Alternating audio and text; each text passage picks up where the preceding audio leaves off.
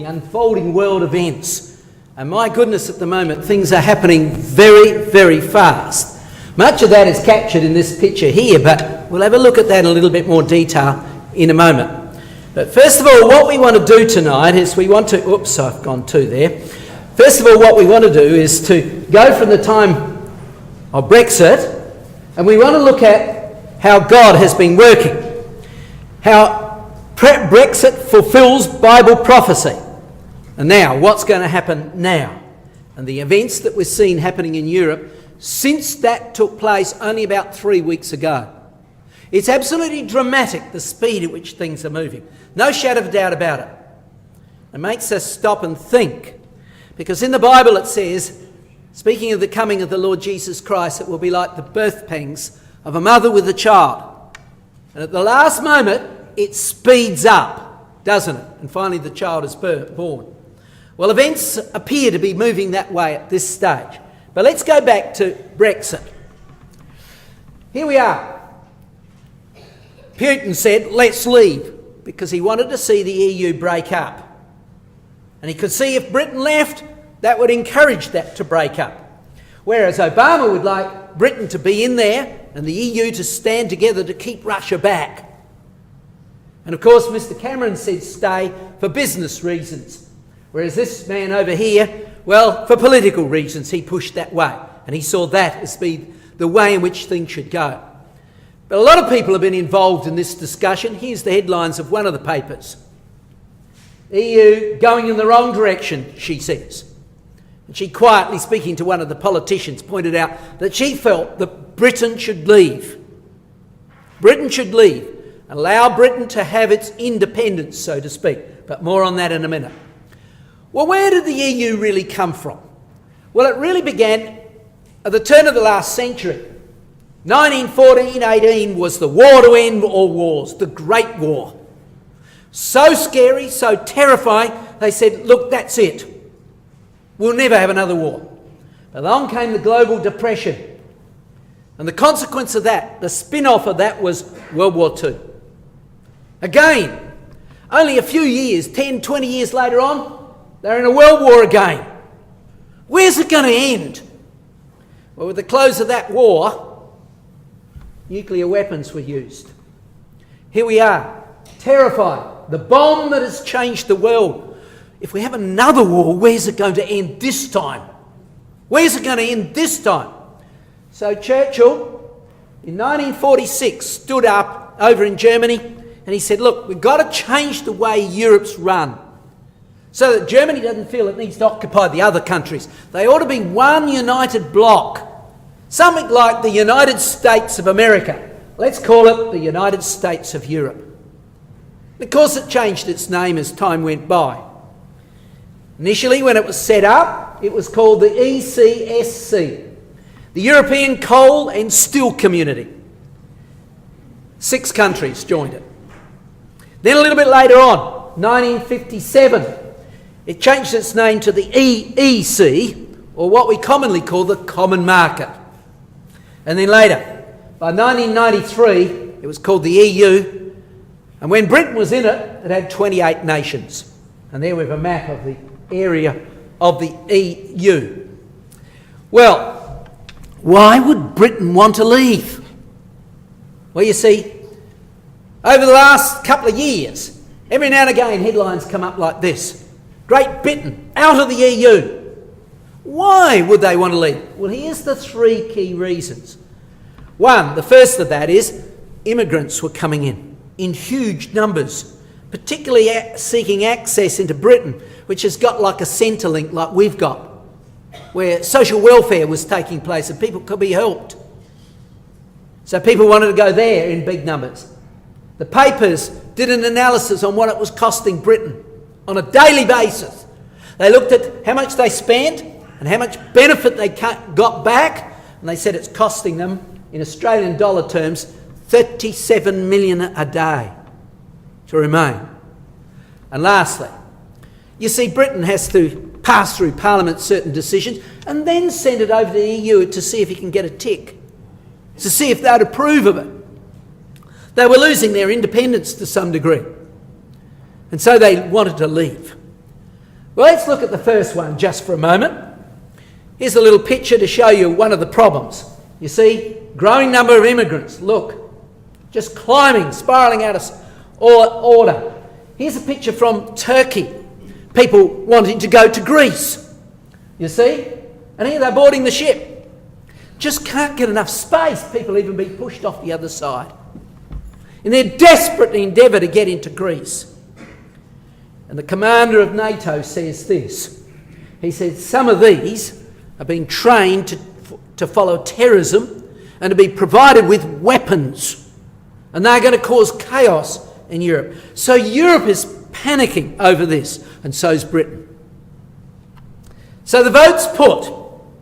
And as the vote went on, as the day rolled on, things began looking like they were going to stay. Here we can see, most said Britain would remain. The voting, the betting, 78% said they'd remain. And so there was a growing confidence in the finance, and the exchange rate climbed, the price of shares climbed. And when we woke up in the morning, we were listening on the news, and yes, they said we're going to stay. A great deal of excitement amongst the business world. Then all of a sudden, during that day, a massive thunderstorm, not my words, a massive thunderstorm from Europe smashed into the UK.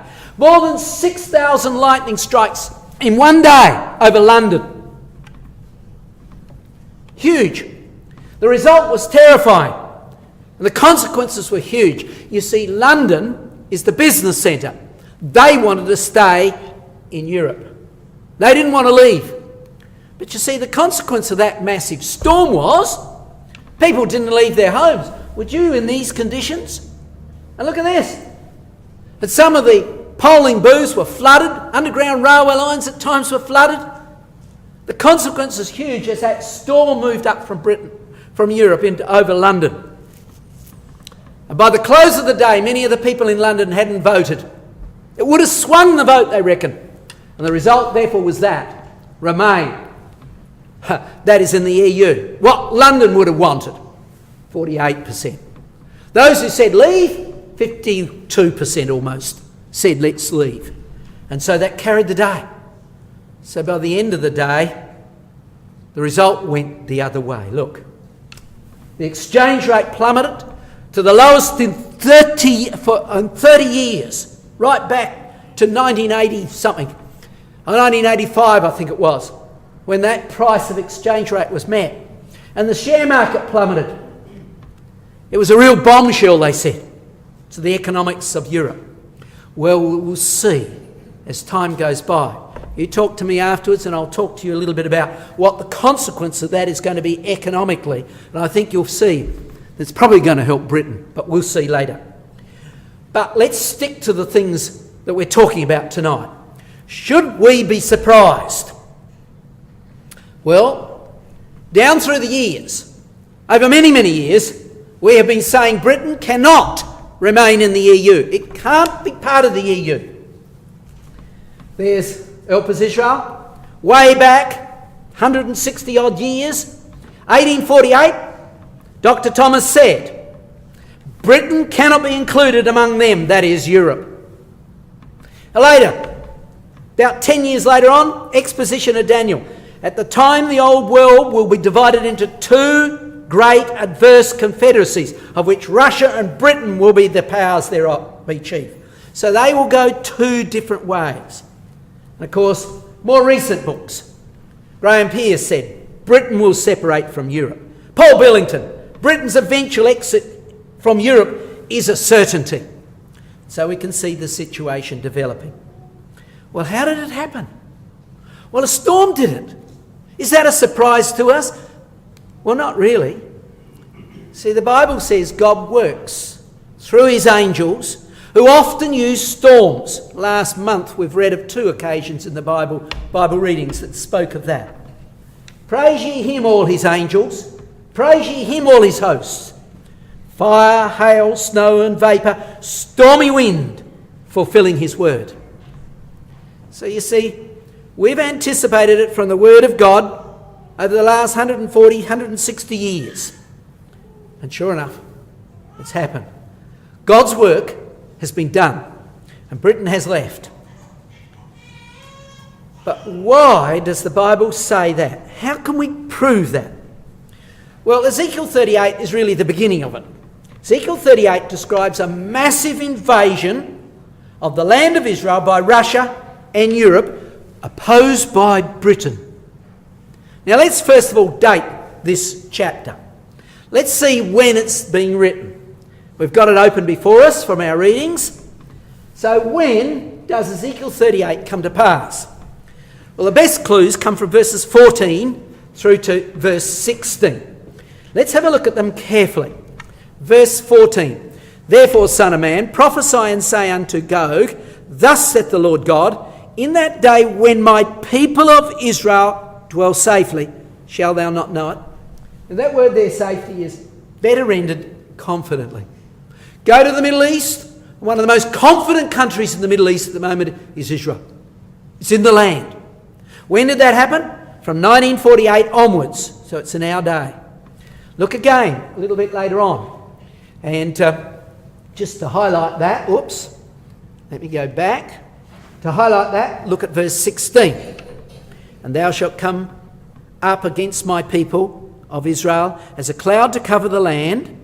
It shall be in the latter days, and I will bring thee against my land, that the heathen may know me, when I shall be sanctified in thee, O Gog, before their eyes. So we can see Israel in the land and in the latter days. Clearly our time. While we're living today. But you see, what's going to happen at that time? What's going to happen in our day in the Middle East? What does this chapter say? Well, it says that land is going to be invaded from the extreme north. Look at verse 15. Let's read it carefully. And thou shalt come from thy place out of the north parts, thou and many people with thee, all of them riding upon horses and a great company and a mighty army.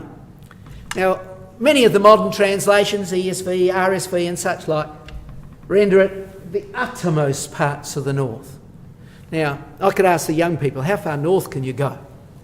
Well, if we go north from Israel, there's Israel, and go north. We go right up here, we get to the North Pole. It's the furthest you can go. After that, it's all south, isn't it? Okay? What's just south of the North Pole, the uttermost parts of the North Pole? Russia. Out of that area, there's going to come invasion that's going into the Middle East. Russia will invade the Middle East. But now, who's going to be with them? Who's going to assist them? Well, have a look at verse 2 and 6. Now, we haven't time to look at it in any detail, but Russia is described in verse 2. And if anybody wants to ask me proof of that later, I'll be happy to give it to them. But let's read verse 2. Son of man, set thy face against Gog of the land of Magog, the chief prince of Meshech and Tubal, and prophesy against him. Now, Gog is the name of the leader of Russia. It's not a name, but it's a title. The one at the top, the supreme leader. But he's also associated with Magog. Now, we're going to come back to that in a minute when we'll have a look at the historians. Look at verse 6. Well, maybe verse 5. Linked with Arab countries, which Russia is already linked with. Persia, Ethiopia, Libya with them. All of them with shield and helmet. But look at the next verse. Gomer and all his bands in the house of Togarmah of the north quarters, and all his bands and many people with them. So the ones we're going to look at is Magog and Gomer. Let's first of all look at Magog. The historian Herodotus, writing about maybe before the time of Christ, he said this. He said, the ancient and widely extended people of Europe who spread themselves from the river the river Don westward along the Danube, these are they of Magog. He used the term to describe that area. And so here is Magog. Between those rivers, it includes Germany, further towards Hungary and such like, but it's northern and central Europe that it's been described. And the other country was Gomer. Gomer also has another name of the Gauls. And those who well read in their asterisks and obliques will know who the Gauls are. The young ones here, because they come from France, don't they? So if we put them together, There we can see the alliance that's going to be formed. Russia, Rosh, Meshach and Tubal, verse 2. Along with Magog, verse 2. Verse 6, Gomer. In other words, virtually all of Europe will be allied to Russia, will be united with Russia. That's fascinating. That's the way it's got to be scripturally. Now, we can prove that by other means. First of all, we take Daniel's image. There's Daniel's image, but in a sense, you probably should see that laying down, because after Babylon came Medo-Persia. After Medo-Persia came Greece. After Greece came Rome, and after that, Europe. But if you come with me to Daniel chapter 2, that's not the way we should understand that. If you haven't coloured this in, this is worth doing so.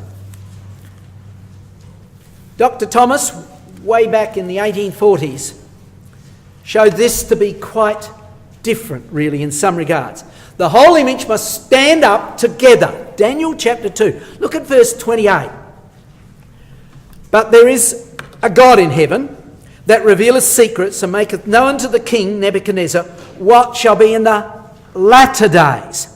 So this chapter describes this image and says it relates not to history down through time primarily, but to the latter days. Now have a look at verse 35.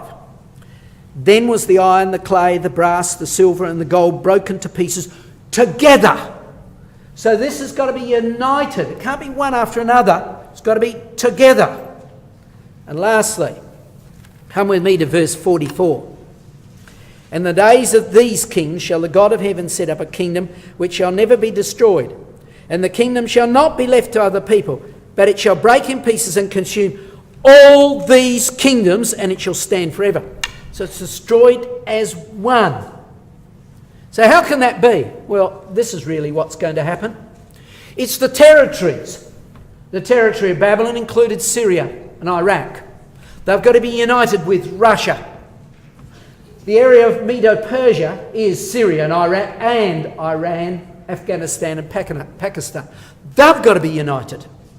And they are, at the moment, currently allied to Russia. And while Russia is in Syria, all of those nations, I think except one, has put troops with Russia in Syria. As well as that, Greece and Turkey. Greece is showing a tendency to turn towards Russia. Turkey is now very, very worried about Russia. And then East and Western Europe, united with the 10 countries of Europe. And that's the area we're looking at the moment. Got to be united with Europe. And Europe's got to break up into 10 units. So we can see then, what will happen? It must break up into 10 loosely allied groups, which will come under Russian control. Europe's got to break up. And in order to do that, it's got to be different to the way it is at the moment. So how is things going in Europe at the moment? It's looking chaotic. Even before Brexit, even before the British left, this is what Stratfor said.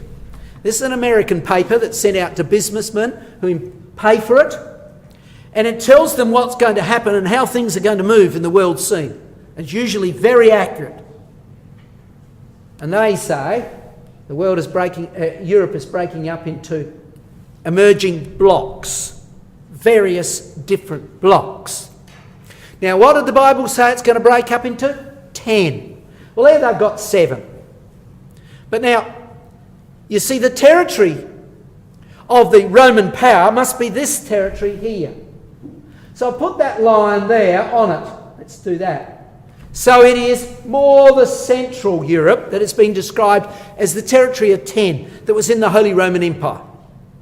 When the Huns, the Vandals and the Visigoths occupied that area, in about 350 AD. So let's now look at the numbers that are the units down there. There is 10. And it looks like that group will be grouped together as a loosely configurated group, held together by the clay, Russia. What about to the north of that area? Well, things are looking pretty scary there now. Russia is about to put nukes right on the NATO border, North Atlantic Treaty Organisation, Europe's border. Right now, look at the date. While Brexit was underway, while the vote was going on, Russia was moving nuclear missiles into that area.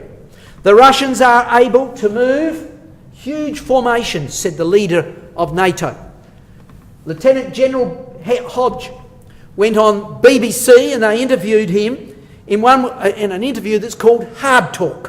And he was interviewed fiercely by one of the interviewers. And he pointed out, he said, it's really worrying.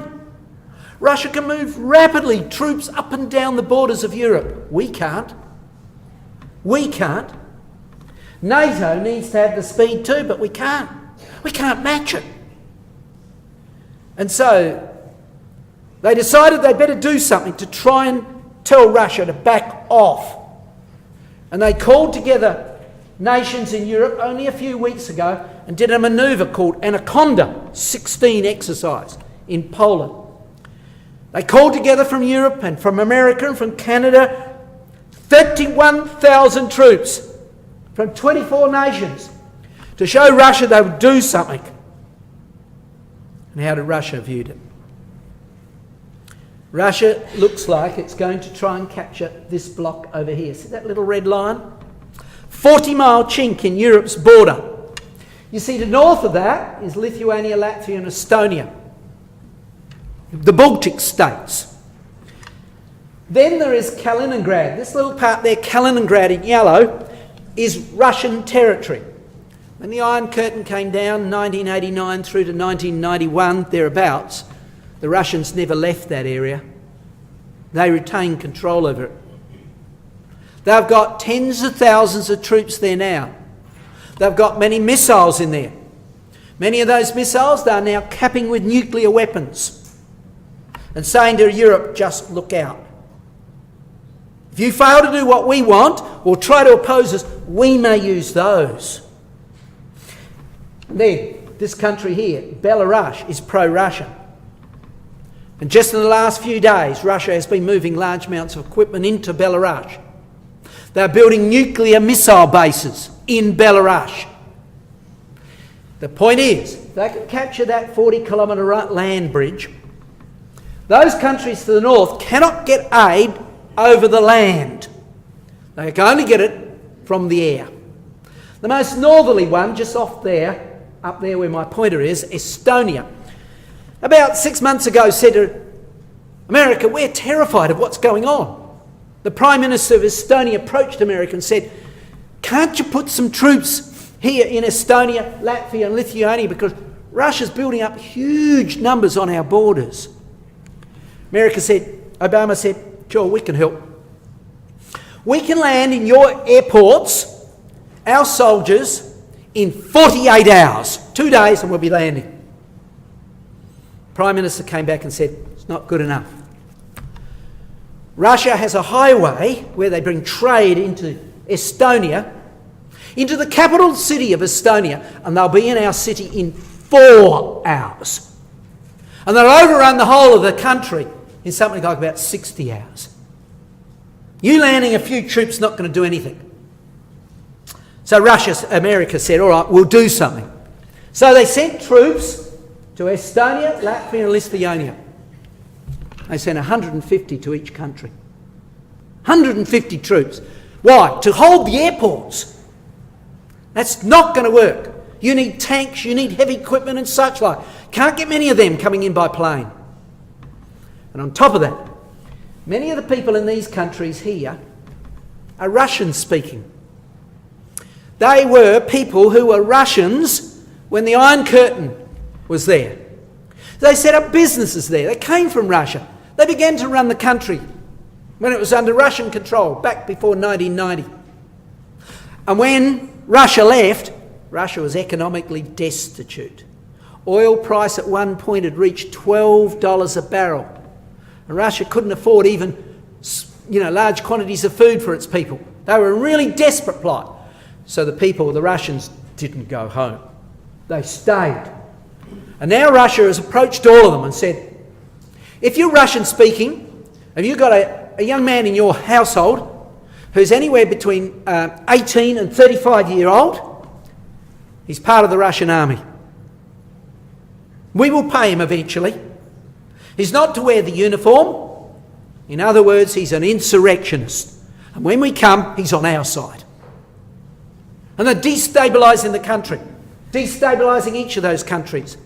And the percentage of pro-Russian, Russian-speaking people is huge in all of those countries. Quite large indeed. So indeed, Russia could exploit this to launch an invasion. They could cut that off there, and they could take control of those countries.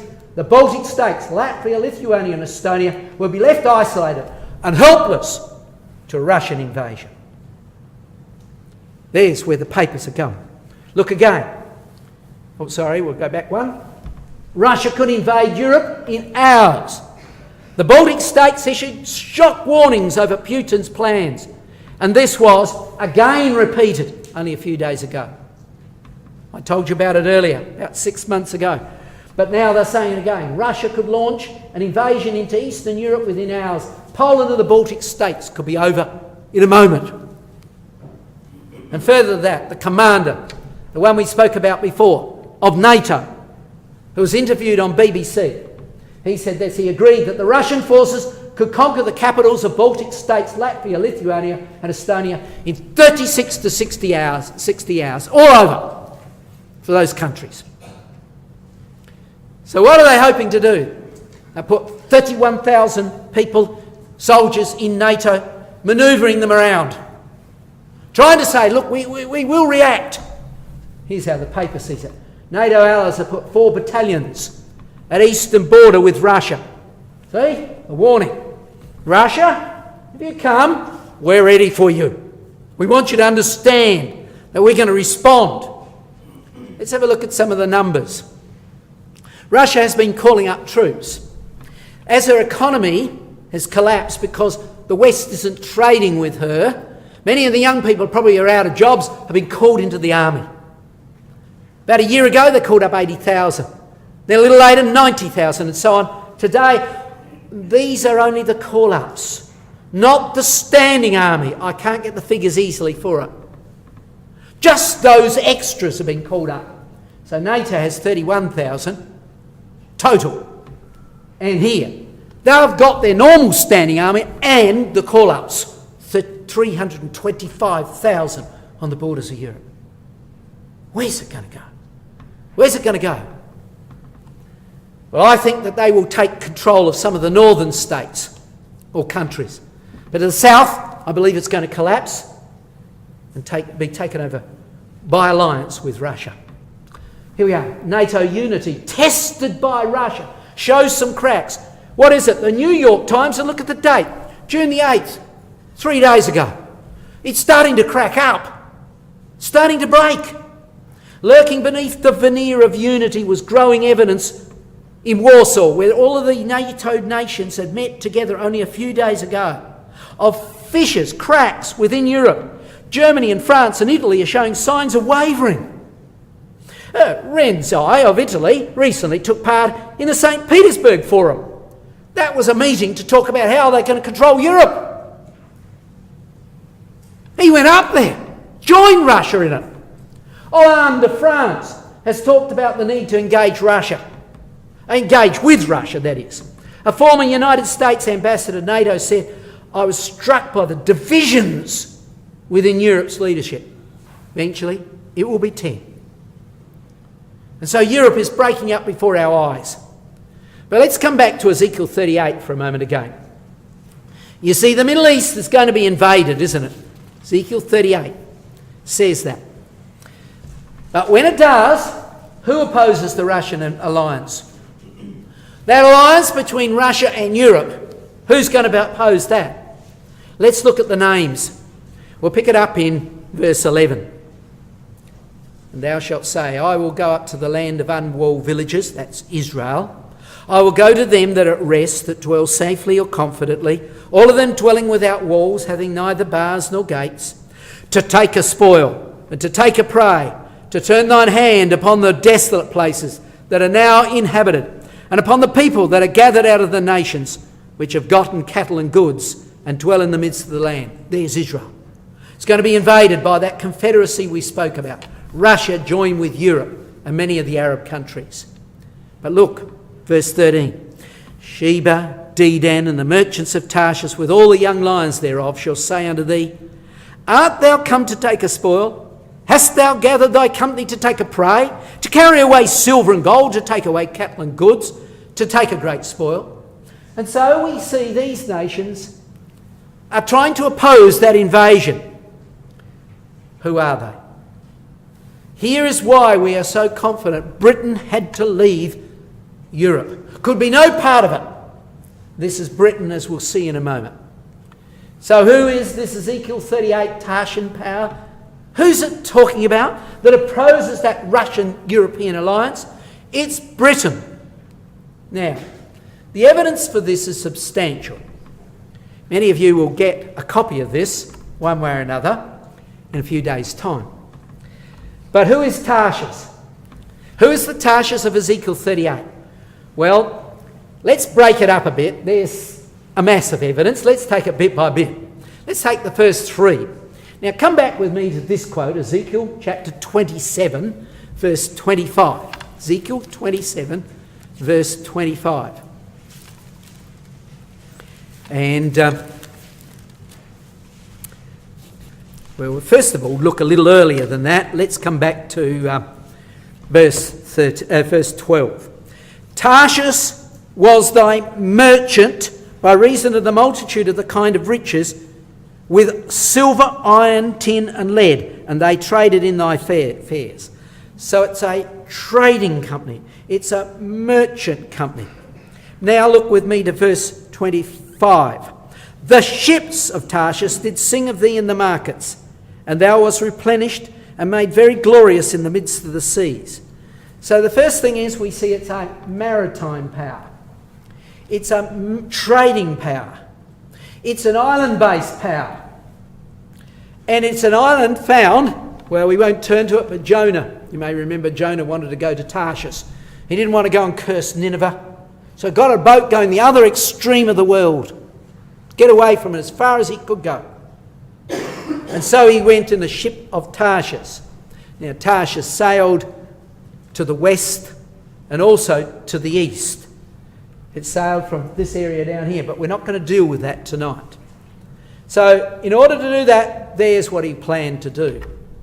He planned to go to Britain, which is Tarshish, as we'll see in a few minutes' time. Further evidence for it, look what it traded in. We read that a second ago. Traded in tin, lead. If you're not so good at the chemistry, there's the words of the metals that it traded in. It brought into the area of Europe copper and tin to make bronze for weaponry. That would have been in huge demand in those days, in the Grecian days. Where do they find it? The dark green areas here are mining areas, where they mined in those days. Now you can't see it easily from there, but if you look closely at it, you'll see signs SN, tin, copper, lead and such like, all across the southern part of Britain, across Cornwall. Off the coast of Cornwall, they found wrecks under the sea. They've been able to pull them up, ancient wrecks, try to recover them. They're in a museum there in Cornwall. And inside those wrecks, they found ingots. See the dip in the ingot? The hull of the ship was made with wood, and they would sit the tin ingot across that so it wouldn't move in the high seas. And here's some tin ore found in that area. So it was an area famous for tin mining. So says the Encyclopaedia Britannica. Much of the tin used by early Mediterranean people apparently came from the Scilly Isles and Cornwall in the British Isles, where tin mining dates to at least 300 to 200 years BC. And it kept on going for many, many years. Today you can go to Cornwall and see mines probably built a couple of hundred years ago, now in ruins. In this case, the tin was so rich they mined down, followed the lode several kilometres out under the sea, underground. But they took that tin and brought it into the European area along with other metals to make the weaponry and such like that was greatly desired in those years. But as well as that, it's a modern nation. We saw that. because in Ezekiel 38 it's named with Russia and all those countries invading the Middle East, that invaded the Middle East or will invade the Middle East. It's allied to the Gulf states. Sheba and Dedan, we'll look at that very briefly later, is in the area of the Persian Gulf, the Saudi Arabian Gulf. Okay, to the south, Yemen is Sheba. Dedan is mainly part of that Gulf. And so they trade with them, they're involved in a global market, and they have strong ties with Israel. See, they defended Israel in Ezekiel 38. When Russia invades it, they will say, what have you come down for? So they've got to be a friend of Israel. And is that the case now? Look at that. Newspaper. Okay, a couple of years old, last year. UK and Israel trade hit record high, 2014. So they're very closely linked to Israel in trade. And here's a ship coming into Haifa harbour, loaded with equipment and stuff, coming from Britain. But as well as that, if you look back at Ezekiel 38, it goes on to say, and the young lions thereof, implying that Tarshish is the old lion. So who are these young lions? They are those who are affiliated with Britain. There's a World War I poster, another one. Britain is symbolised by the lion. Go to China, the symbol of China is the dragon, isn't it? Come to Australia, a wallaby or the kangaroo, and New Zealand, the kiwi. But really, the Commonwealth is described as the old lion, Britain, and here we are, Canada, India, Australia, South Africa, and so on. Unfortunately, New Zealand doesn't get represented there, but she's also part of that. There we can see, not a very sharp picture I'm sorry about, but there we can see the Commonwealth countries, the young lions associated with the old lion, Britain, united together. Now, for us, the critical question is when? When's it going to come to pass? Now, I don't want you to turn these quotes up, time's rushing away from us. But one of our writers many years ago said this, Islet Collier. At the beginning of the Second World War, Russia joined with Germany. Rosh, Meshach and Tubal joined with Magog. And brethren wrote to him and said, surely that means this war will lead to Armageddon. He said, no. He said, don't want to take too much by dates, but we'd be foolish to overlook them. We shouldn't be indifferent. That date is, he said, the year when Russia will move into the Middle East, he said, and it did. Last year, September, Russia moved into the Middle East. That was written back in 1941, repeated in 2004, and repeated again in 2015, before the event. And so, what's the basis? It's Daniel chapter 7. What's said 3 times in Daniel chapter 7, that 3 of the 10 horns in the past will be plucked up and given to one horn, which is the papacy. And it's said 3 times. Nothing else in that chapter except one point is said 3 times. It's really being emphasised. It's there in verse 8, verse 20, verse 24. It's got to be important. So go back to Wikipedia. Ask Wikipedia, when did the 3 horns, 3 territories in the Italian peninsula get plucked up and given to the papacy? This man did it, the father later on of Charlemagne, Pepin the Short. The year 755 to 756, what he did was he invaded that land, took control of these separate countries and gave it to the papacy with the hope that he might get a ticket to heaven. He thought, well, that's one good way to get immortality ultimately. It didn't actually take place on 1 year, it took 2 whole years to do it. And so in those 3 quotes, we have that date. Now, that meant that territory must be controlled by the papacy, or the papacy must have political control for 1,260 years. Is the papacy in control politically at the moment? Who runs Europe? The EU. Well, the EU is really ruled by Rome today. This man, who's the leader of the EU, the head man, Herman von Rompuy, he made a bit of a blunder at one time. The papers went crazy. He said most of the guys running the EU went to the same school. They said, same school? They looked it up, and I chased the articles on it that were coming up. And what they found was it wasn't the same school, but the same type of school. They went to Jesuit high schools. Jesuit high schools. Now, one of those is no longer, I think, in the EU bloc, helping run the EU. But at the point at which that was said, there were 6, the Pope himself, and the other 5 gentlemen there. This one runs the bank. This one is fundamentally in charge of the EU. The top men are that. And so we can see 6 Jesuits rule EU. Now, who's a Jesuit? He's a Roman Catholic priest who doesn't have to use the uniform. And that's what they are. But how long is it going to last for? And in his hand until times and dividing of times. So let's do the sums. So from 755 to 756, Wikipedia, those territories would be ruled by the papacy, or the papacy would continue to rule politically. Let's do the sums. Not hard. 2015, and it was take over 2 years. Russia moved in last year in September, so it should run through to about 2017. More things could happen in that area. And my belief is the EU will break up in that time, and Russia will affiliate with it. And the political power of Europe will be taken over by Russia, not by the Pope, by Russia.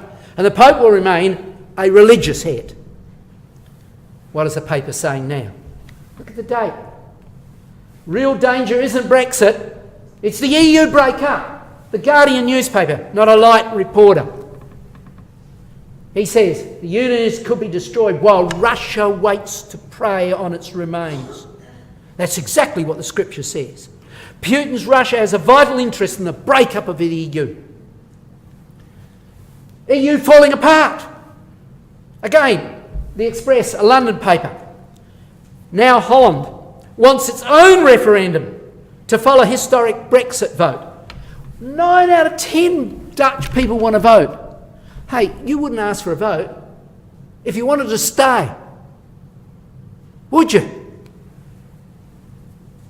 And now, after Brexit, or the day it closed, here's the Washington Post. What does it say? These countries could be the next to leave the EU. Now Britain has left. Sweden, Denmark, Netherlands, Poland, Hungary, Greece. It's looking fractious even now. And here's a political cartoon we saw before. Very acute. Here's Britain leaving. And here we can see economic problems coming. Virtually every country in Europe is in economic strife. They needed the money from Britain. Things are falling apart. Here's Mrs. Merkel saying, trying to save the ship, and it's about to go over the top. And the problem, one of them is debt. I think it's a very entertaining cartoon. Here, incidentally, is Greece vomiting over the side, seasick. She's having problems. But anyhow, let's leave that behind. So the papers are seeing it. They're even producing cartoons like this to show the EU is about to break up. But now, time's not with us to turn this up, but Daniel 11, talking about the same time period, vital to remember that. Speaking of Russia, he shall enter also into the glorious land. There's the invasion. And many countries shall be overthrown, but these shall escape out of his hand. These are those that are going to oppose Russia somewhat. Even Edom, Moab, and the chief of the children of Ammon. It's the territory of Jordan today. So if we look at a map, there's our quote that we looked at a minute ago. He shall enter also into the glorious land, and many countries shall be overflown. So Russia is going to, as Ezekiel 38 says, invade the Middle East. When it invades the Middle East, it's going to be opposed by Tarshish, Sheba, Dedan, and here we know Edom, Ammon and Moab, that territory there. What appears to be going to happen is into that territory will come the British and the Commonwealth countries to oppose Russia's invasion. And so indeed, they will oppose that at that time. He shall, sorry about that PowerPoint, I don't know what's gone wrong there, but he shall enter into Moab, into the land, and also Moab and the chief of the children of Ammon will oppose him. And so they will move into that area. That's not unlikely. Jordan today is controlled by King Hussein. King Hussein is the ruler, one of the key rulers in the area. He's very pro-British. His grandmother was British. His mother was British. He's 3/4 British, 1/4 Jordanian. Very pro-British. And as things have been going wrong up in this area, more on that in a minute, he's gone over to America and Britain and said, help me. And British and American troops have been coming into the Middle East, into Jordan, already. So Daniel 11 shows that Russia and Europe will invade Israel. They will be opposed at that time by Britain and her allies, Sheba and Dedan, based in Jordan. So let's have a look at a map. There it is. There's Dedan, there's Sheba. I believe the Dedan area is particularly that peninsula area. And Sheba and Dedan and the merchants of Tarshish, Britain and the Commonwealth countries will oppose this confederacy. See that brown area? They are the nations described in Ezekiel 38, combining together to invade the Middle East. Now, how are things going in the Middle East at the moment? Where's Britain? 2 years ago, Britain moved back into the Persian Gulf, into the area of Bahrain. They had built a port there many years before and used it. Now they're going back into that area. Britain has established a permanent base near the US 5th Fleet base in Bahrain. Great Britain announced that it's going to re-establish itself there. It had done so back then, and now it's returned. And the whole of that peninsula at the moment is very, very worried. Very worried indeed. Saudi Arabia has given a call. We've got to be united. What are we seeing Russia moving up in? We're seeing ISIS. We're seeing trouble in Syria, chaos. So he called for help. An army of 350,000 troops joined together from various different nations. They came together. Here's a list of a few of them down here. 6 of the countries listed there, but it went on and on. Of the countries that were involved in this manoeuvre called Northern Thunder. Nearly 350,000 ground troops from 20 nations. Date?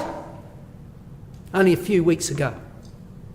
Manoeuvring in that Persian Gulf area because they're worried over what's taking place. Concerned over where things are going.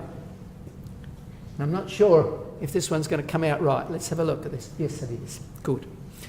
On my PowerPoint here, it didn't look quite right. Anyhow, and right at the moment, Israel is being threatened. While fighting is taking place in Syria, and Russia's involved further to the north with the ISIS and Al-Qaeda have got control of the borders of Jordan and the northern border of Israel. ISIS and Al-Qaeda have overrun the entire Syrian strip bordering on Israel and Jordan. It's not likely to remain that way. Israel's not going to be too happy by that. But look at the date. Only a few days ago. Where will it go? We don't know. But one thing's for sure. We know from Scripture that an alliance will form. USA, and no doubt Britain, Israel, and Jordan will oppose the ISIS threat. They did so before, they are still doing so. Yes, it's back a bit. But USA and Israel are in close communications with Jordan. The Jordanian Hashemite kingdom, a close Israeli and American ally. So now, those forces are in the Middle East. They're in that area, and they are somewhat united to oppose what's taking place in Syria. Where will it end? We know what is going to happen. The Bible very clearly shows that Europe will unite with Russia, will invade the Middle East, and when they do, it will be opposed by the Tarshish countries. But before that happens, Christ will return. Look at this. Going aside now from our subject, we won't return to it anymore. It says this, Christ's last prophetical words before he was crucified, he said this, "And there shall be upon the earth distress of nation with perplexity." And that's a funny word, but it means no way out, no answer. So he says, before I return, I want you to understand that the world will be in an utter chaotic state. Nobody will know the answer. And what we're seeing now looks that way very muchly. Men's hearts failing them for fear, for looking after those things which are coming on the earth, heading to World War III. And then he went on to say this, and I think we need to pay attention to this acutely. He said, when these things begin to come to pass, then look up and lift up your heads, for your redemption draweth nigh. Now I ask you, how long have we got? Has it begun? My goodness, it looks it. It certainly looks it. We haven't got long. And what's going to happen? Well, Christ will return. Acts chapter 1 verse 10, we know it off by heart. And he ascended, didn't he? He went up, and two angels, stood by them in white apparel, which also said to the disciples, Ye men of Galilee, why stand ye gazing up into heaven? This same Jesus which is taken up from you into heaven shall so come in like manner as you have seen him go into heaven. He'll return again. And when he does, he will bring finally world peace. As Revelation concludes, Revelation 21, second to last chapter, and God shall wipe away all tears from their eyes, and there shall no more death, neither sorrow nor crying, neither shall there be any more pain, for the former things are passed away. A wonderful kingdom will be established worldwide, from one end of the earth to the other, even maybe China. I like that picture. I thought it was a wonderful picture showing a good smile.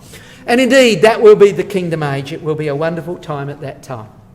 But look, before Christ ascended, just maybe 10 minutes before, he turned to his beloved disciples and he said to them these words, and we need to notice this acutely. He said unto them, Go you into all the world and preach the gospel to every creature. And that's what we're trying to do now. He that believeth and is baptized shall be saved, but he that believeth not shall be condemned. And it's pretty straightforward. 3 essential steps to salvation.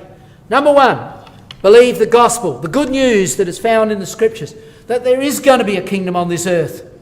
There will be a resurrection. The fundamental knowledge of the scriptures we must know. And having but known that and believed that, we must then be baptized.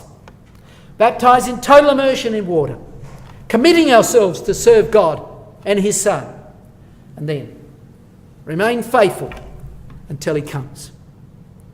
Well, the days are indeed short. Has it begun to happen in the Middle East? My goodness, it has. Has it begun to happen in Europe? My goodness, it has. How long have we got? We don't know. For the moment, it looks like the birth pangs of a mother with a child. It's not as if we're waiting months. We only seem to be waiting days and weeks for the outside, and things are moving. So it's really appropriate for us, if we haven't been baptised, then look seriously at it. But if not, remain faithful until he comes. The time is indeed short. Thank you.